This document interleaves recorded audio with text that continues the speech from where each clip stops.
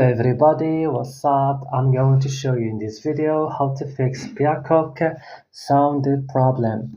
So if you have sound problem on your app, I will show you how to fix it. Let's start. Directly open the settings of your phone. Next here click on apps option and search for Peacock and click. So as you can see, you will find this list. Scroll it down and click add storage. Click on clear cache. And you should click add force, stop and click OK.